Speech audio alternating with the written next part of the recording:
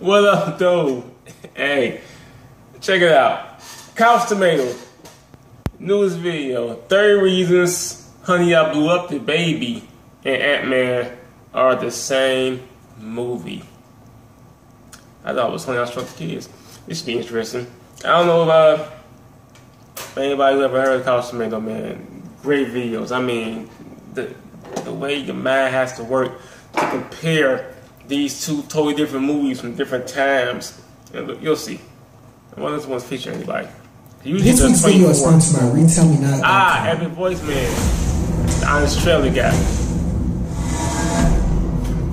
There's a company working on technology that can manipulate density to change the size of stuff. In the lab, we see a presentation and it looks like the organization is on the cusp of something great. Except most of the test subjects keep popping and having to be cleaned off the floor. In the right hands, I could see this tech being a warm light for all mankind, but you could tell the evil program director has other things in mind. Later on, the evil dude is having a drink of wine with one of the board members from the company, and together, they talk about how they hate the main scientist guy in the movie. Honestly, I think if a man talks about another man while the man ain't present, a man don't listen. But it doesn't matter because the evil guy hates the scientist guy for no reason. And it sucks because he's probably the solution to all his problems, since the scientist guy is the only person to ever successfully shrink a human test subject. To reward him for his miracle, he's granted no say-so whatsoever in the company operations. With the whole revenge, business politics, corruption, and greed themes in the first 5 minutes, you forget you're watching a Disney movie for a second, but you're reminded later on when the family-friendly element starts creeping in there. There's some heartfelt moments like when the dude who works at the junk food joint wants more out of life, and you can't help but root for the guy. The tearjerker scene comes right around that part too, and your eyes get watery when the man gives his kid a bunny toy, and even though the bunny looks creepy as hell, the kid loves it anyway because it came from his or her daddy. The tone of the movie makes a sharp right at the part where it becomes a heist film about a quarter into the runtime. One of the characters breaks into a building and steals the shrinking technology. Wackiness ensues, and we learn that changing size has its pros, but a whole lot of cons. Biggest cons includes the impossibility to stay on beat no matter what type of music the DJ's playing. And yeah, property insurance covers fires, theft, and some water damage, but with the companies that reimburse you when the damage was caused by somebody changing sizes, I heard they charge you a fee if you pay your monthly bills by phone. But anyway, the guy that changes sizes, the scientist, and the scientist kid join forces and break into the lab. When they get to the lab, surprisingly, the villain saw it coming from a mile away, and he's waiting right there for them like, aha! It doesn't even matter though, because they wiped the database, and now the research won't run the risk of getting into the wrong hands. The database has been erased. Our entire experiment,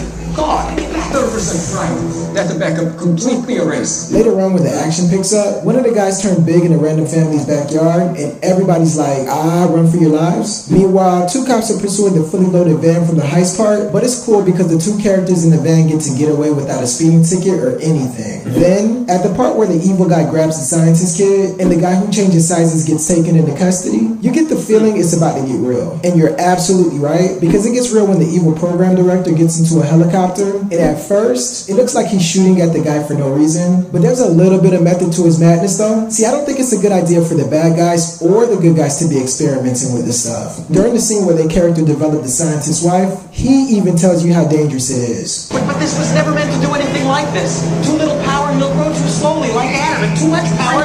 After a climactic ending where the main dude plays with the toy car, and trust me, it's way more exciting than it sounds. The bad guy's defeated and never heard from again, barring any future storylines in prequels, sequels, or equals. At the end, the scientist walks in on his kid first basing the person he hired earlier in the movie, so it's true money can't buy you love, but false when your parents are the one that wrote the check. Those are 20. Hey, Couch, you mind if I butt in? I mean, usually I don't mind, but we're almost done here. Couch, it was a rhetorical question.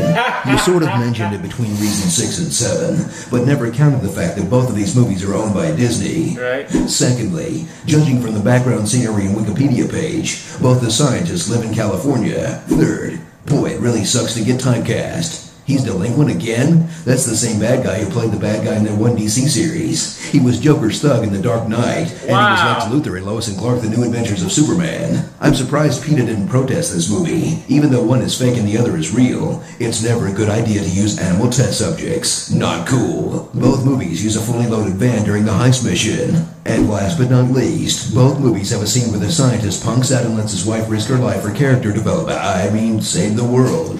6 was the most I could come up up with. I would have had way more if you just listened to your subscribers and compared Ant-Man to Iron Man. Why didn't you just compare it to Iron Man, bro? They're so much alike. I already compared Iron Man and Teenage Mutant Ninja Turtles already. I only do reruns in life or death situations. But anyways, how about a round of applause for Mr. John Bailey?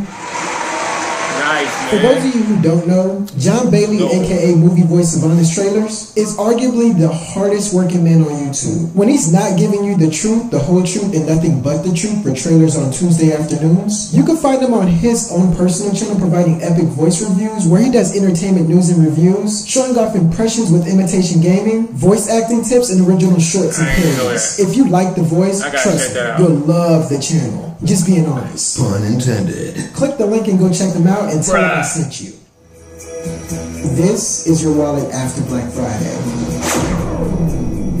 This is your wallet after Cyber Monday.